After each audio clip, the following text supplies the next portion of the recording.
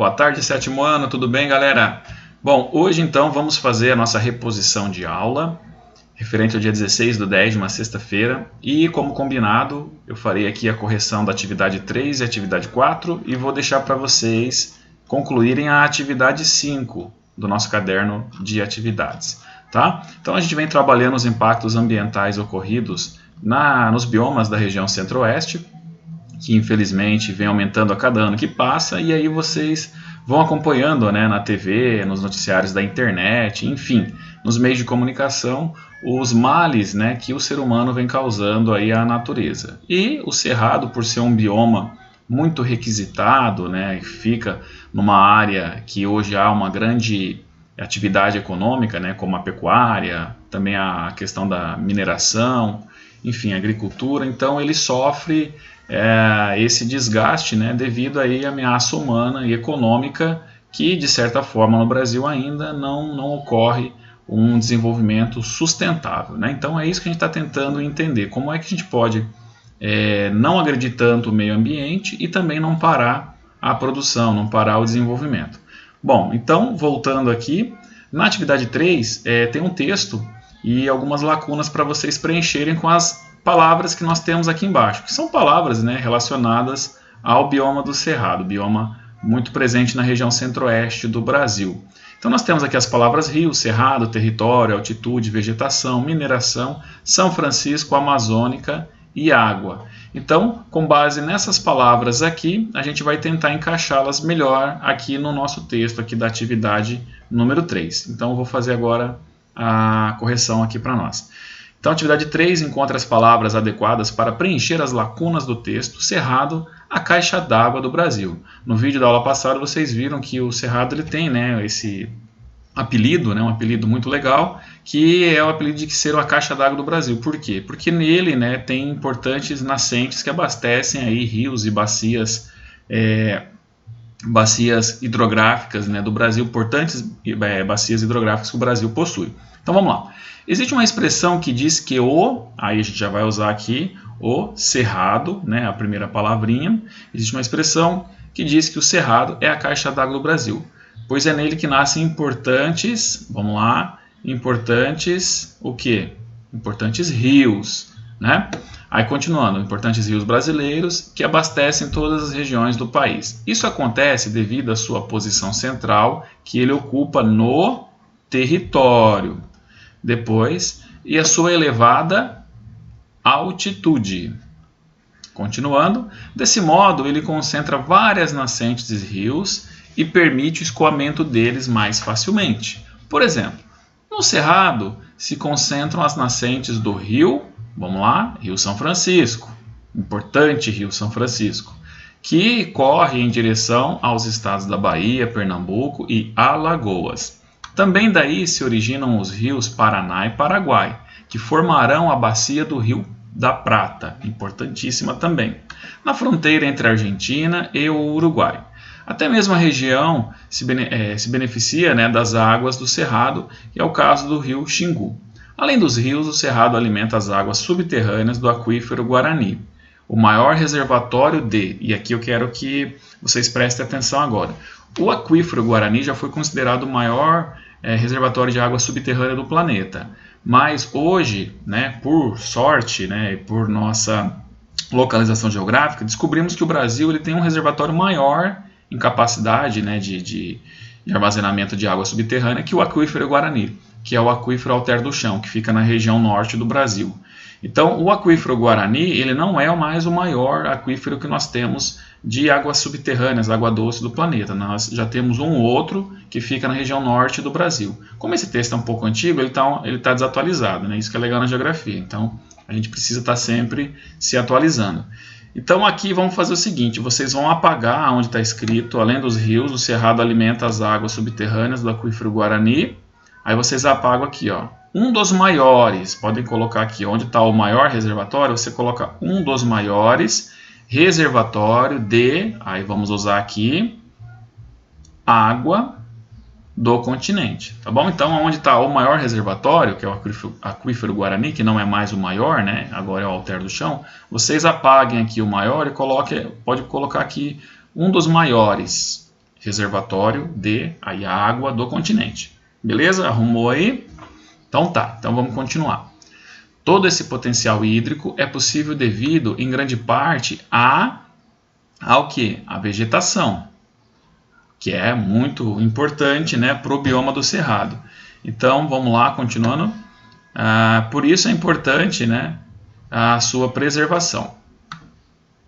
Aí o que vai entrar aqui? A mineração, que vai falar de uma atividade econômica que agride, né, o Cerrado. Então, a mineração e a agricultura, em grande escala, têm ameaçado esse recurso tão importante para a manutenção da vida no planeta.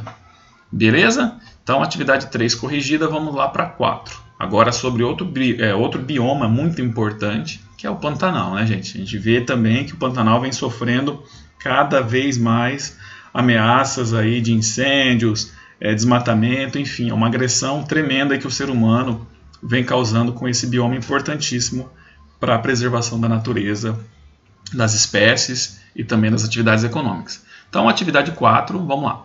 O Pantanal é conhecido como o paraíso das águas, por ser a maior planície de inundação contínua do mundo. Olha só que legal, então a maior superfície, né, planície de inundação do mundo fica na região centro-oeste do Brasil, né, na nossa região. Então é uma coisa característica, né, que dá esse potencial turístico também, esse título para nós. Por isso, mais uma vez, a importância também da sua preservação. Porque imagina, se isso tudo desaparece, além das vidas que vão desaparecer, né, dos animais, das pessoas que vivem ali, acabarão também destruindo os rios e o potencial turístico, né, e econômico que essa região tem. E isso não é legal. Por isso a gente fala, a preservação e a economia têm que andar juntas e não separadas. Então o Pantanal é conhecido como o paraíso das águas, por ser a maior planície de inundação contínua no mundo. Sendo que no período das cheias, de novembro até fevereiro, né, então nós teremos esse período a partir desse mês, as águas de mais de 4.000 quilômetros de rios, e são 180 rios da região, transbordam e alagam a planície. Ele também é considerado o paraíso das aves. São mais de 650 espécies diferentes. Olha a importância.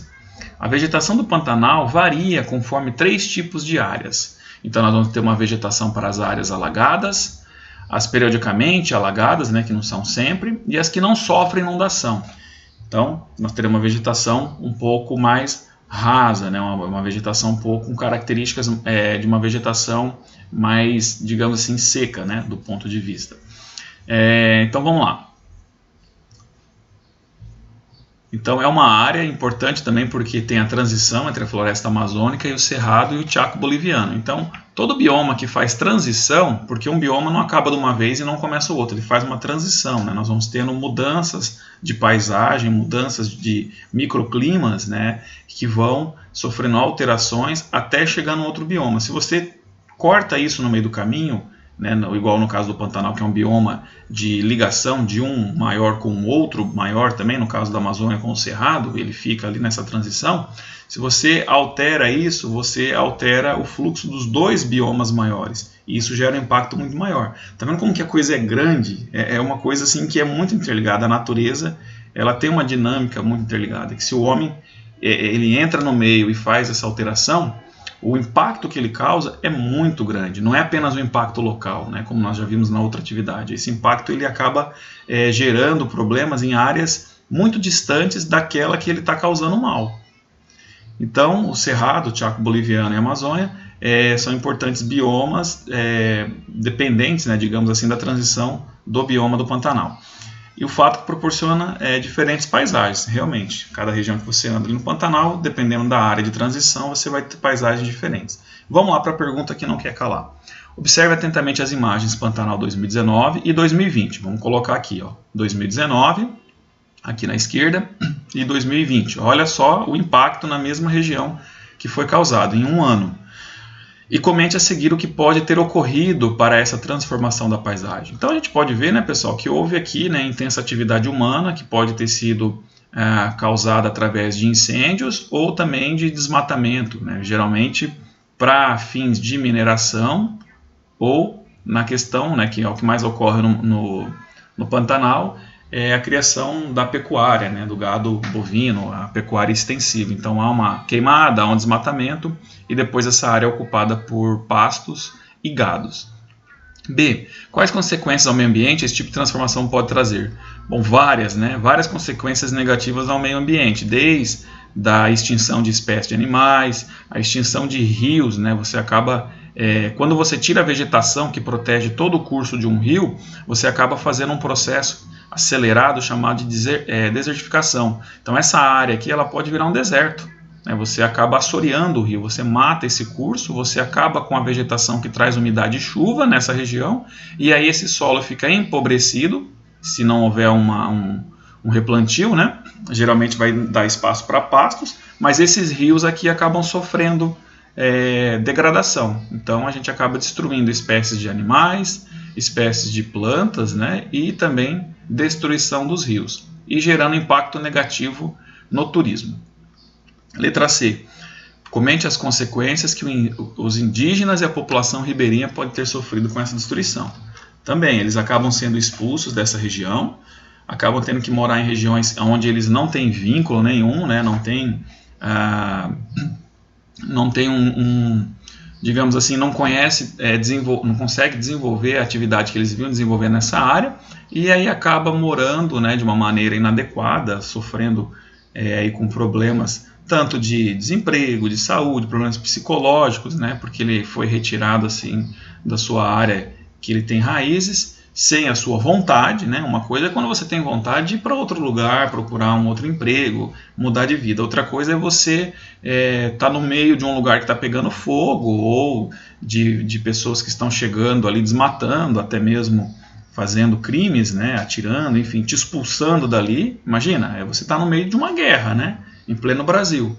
E aí você acaba tendo que correr para um lugar onde você não tem vínculo nenhum, não tem emprego, não tem casa, não tem nada, é uma outra forma de vida, né, um outro ritmo, e tudo contra a sua vontade. Então, para os ribeirinhos e para os indígenas, é um ponto muito negativo esses incêndios, esses desmatamentos que vem acontecendo ano após ano nessas regiões. E aí, por fim, terminamos, né, a correção da atividade 4, vem agora a atividade 5, também com base nos impactos ambientais lá do Pantanal. Então tem um texto, né, que os dados mostram aí que o Pantanal passou de 2,3 milhões de hectares, sendo 1 milhão e 200 só no estado do Mato Grosso e mais de 1 milhão no Mato Grosso do Sul, né, isso em áreas queimadas, mais de 2,3 milhões de hectares, é muita coisa. E aí temos aqui fotos, né, feitas antes e depois. Então provavelmente vocês vão ter que fazer uma análise aqui, né, uma interpretação do texto e uma análise das fotos, e respondendo na sequência o que se pede.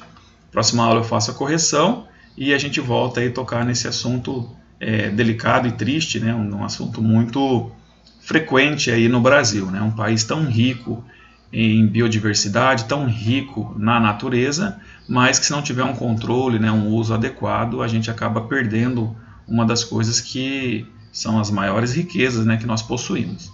Então tá bom, pessoal, boa aula aí e até mais.